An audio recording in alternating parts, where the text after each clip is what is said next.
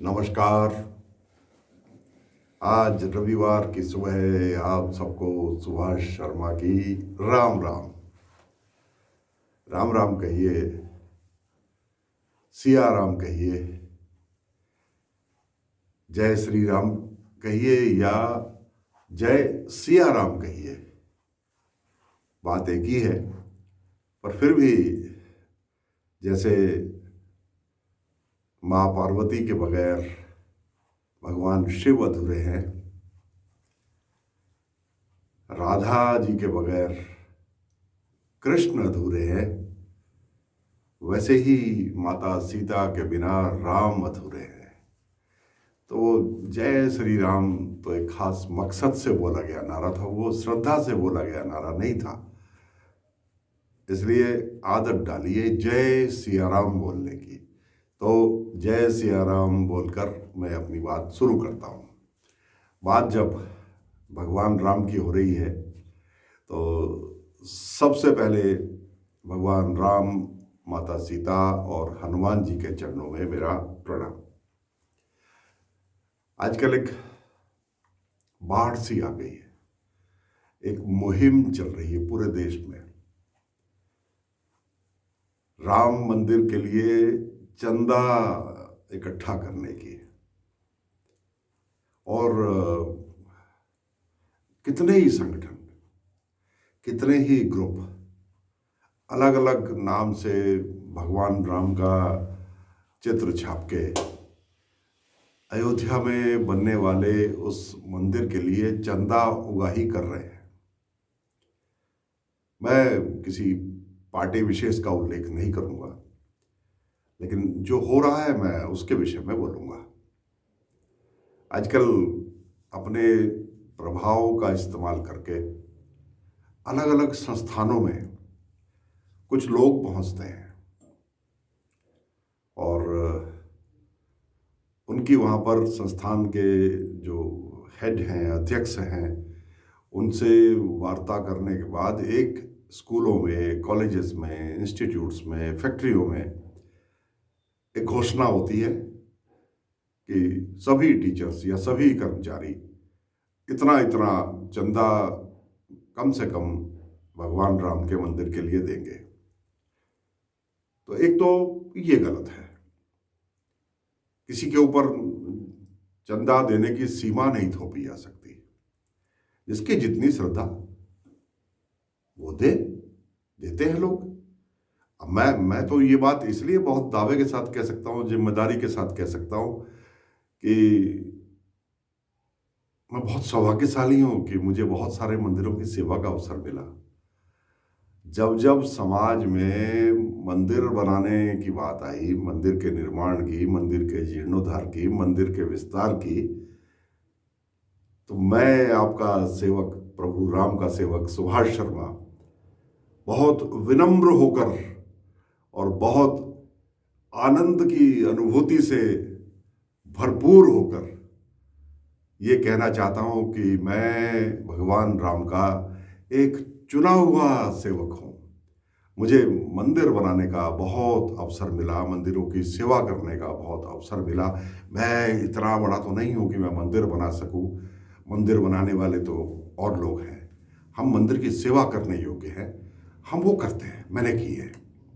मेरा जीवन खुली किताब है, इसलिए ही मेरा अधिकार है कि मैं भगवान राम का जो नाम का जो इस्तेमाल कर रहे हैं चंदा इकट्ठा करने के लिए, मैं उनके खिलाफ बोल सकूं। ये अधिकार मैंने पहले कर्म किया तब मुझे मिला। किसी को कोई शक हो तो मुझे टोक सकता है, मेरे इस वीडियो के नीचे कमेंट सेक्शन में जाकर के लिख सकता है। तो लगभग लगभग 30-35 साल विभिन्न देवी देवताओं के मंदिरों की सेवा करने के बाद, और जिसका कभी मैंने राजनीतिक दोहन नहीं किया। जी, मैंने कभी नहीं कहा कि मैंने इस गली के मंदिर बनाया है इसलिए मुझे वोट दे दो, मैंने उस गली के मंदिर की छत बनाई इसलिए मुझे वोट दे दो। मैंने कभी नहीं कहा। मैंने कभी इन सामाजिक कामों का उल्लेख कभी राजनीति में नहीं किया। और ना करूंगा। चलिए, चंदा भी आप एक तो अपनी तरफ से निश्चित कर रहे हैं, ये बिल्कुल गलत है। जिसकी जितनी श्रद्धा, जिसकी श्रद्धा 51 रुपए की, 101 रुपए की है या सामर्थ्य है, वो उतना दे। जिसकी 500 रुपए की है, जिसकी 1000, 1100, 5000, ऊपर तो कोई लिमिट नहीं है, वो ऐसे करके दे। पहली आपत्ति तो इस बात पर, ये जगह जगह फैल रहे हैं और अब आपके यहां भी आ रहे होंगे। दूसरे, जनता कौन से संगठन को दे, पहले ये तो स्पष्ट हो। किसको दे चंदा? कौन कौन है इसके लिए अधिकृत? कौन वो उपयुक्त व्यक्ति है जिसको दिया हुआ चंदा सीधे राम जन्मभूमि न्यास के पास पहुंचेगा? तो राम जन्मभूमि न्यास जो इस मंदिर का निर्माण कर रही है, उसको ये स्पष्ट करना चाहिए कि चंदा मांगने के अधिकारी कौन है। वरना ये तो राम के नाम का धंधा ही बन गया। आए दिन स्कूलों में पहुंच करके प्रबंधक, प्रिंसिपल उनके पास पहुंच जाते हैं और पहुंच करके कहते हैं कि नहीं, ये कोटा है आपके स्कूल का, इसको पूरा करिए। तो प्रबंधक अपने पास से भी कुछ देता है, जो कोटा पूरा नहीं होता उसके लिए फिर शिक्षकों को फरमान जारी होते हैं। मुझे ऐसी ऐसी शिकायतें आई, मुझे लोगों ने बताया है। ये गलत है। ये तो राम के नाम पर लूट होगी। हाँ, एक बात मैं स्पष्ट कह देना चाहता हूं कि किसी पॉलिटिकल पार्टी के कार्यकर्ता को चंदा ना दें, उसे कोई अधिकार नहीं है। क्योंकि मैं आए दिन खबरें पढ़ता हूं, आज ही पढ़ी, मेरे गृह जनपद, मेरे गांव का ही मसला है। वहां से हमारे एक गांव के नेताजी है, हमारा बच्चा है, आज उनकी खबर आती है, मैंने सतेरा खाल से इतने पैसे इकट्ठे किए राम नाम के मंदिर पर। क्यों भाई? राजनीतिक दलों का ये काम थोड़ा ही है कि आप मंदिर और मस्जिद और गुरुद्वारे और चर्च के नाम पर चंदा इकट्ठा करने लगो। नहीं, ये हमारा काम नहीं है। ये राजनीतिक लोगों का काम नहीं है। आपका काम जन कल्याण करना है। चंदा तो वो होगा है जो राम जन्मभूमि न्यास से जुड़े हुए हैं। तो राम जन्मभूमि न्यास को स्पष्ट करना चाहिए कि उन्होंने किसको चंदा मांगने के लिए ऑथराइज किया। वरना फिर वही होगा जो 1990-91 में हुआ। अरबों रुपया, खरबों रुपया उस जमाने में, जिस वक्त बाबरी मस्जिद, राम जन्मभूमि ढांचे के विवाद में गोलियां चली थी और उनमें बहुत सारे कार सेवक मारे गए, घायल हुए, उस वक्त जन भावनाएं उफान पर थी। राम जन्मभूमि के नाम पर तो उस वक्त भी अरबों खरबों रुपया चंदा इकट्ठा किया गया। तो वो कहाँ है? वो पैसा कहाँ है? उसका हिसाब कोई देने वाला है? तो उस वक्त के जो अरबों थे ना, वो आज सैकड़ों खरब हो गए होंगे। आज उस क्वांटम में, उस मात्रा में आज चंदा इकट्ठा करने की तैयारी चल रही है। और इसके पीछे कहीं ना कहीं एक तो राजनीतिक प्रतिस्पर्धा, कि मैं ये दिखाऊं कि मैंने ज़्यादा चंदा इकट्ठा किया औरों के मुकाबले, और फिर वो कितना पहुंचेगा, कितना नहीं पहुंचेगा, ये कहना थोड़ा सा मुझे संकोच होता है ये बोलने में। है ऐसे लोग जो राम के नाम पर चंदा मांगेंगे, और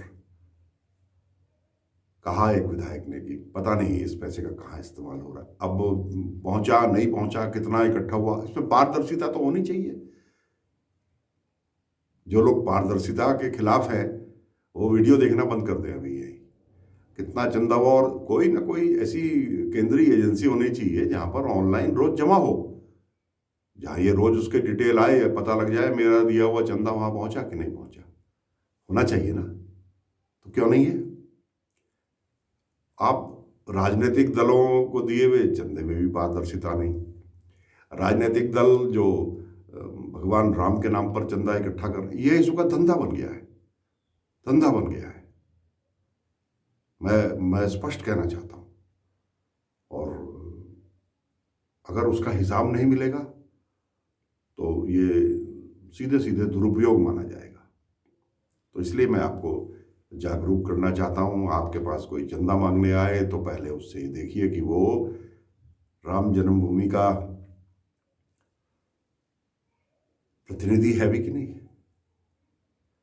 राम जन्मभूमि न्यास की रसीद बुक उसके पास है भी कि नहीं।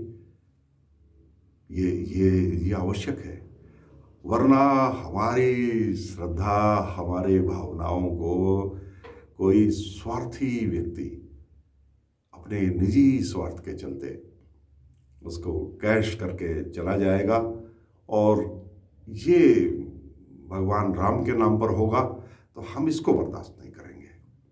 बस आज इतना ही। मैं एक बार फिर आपसे जय सिया राम कह के आपसे विदा लेता हूँ। नमस्कार।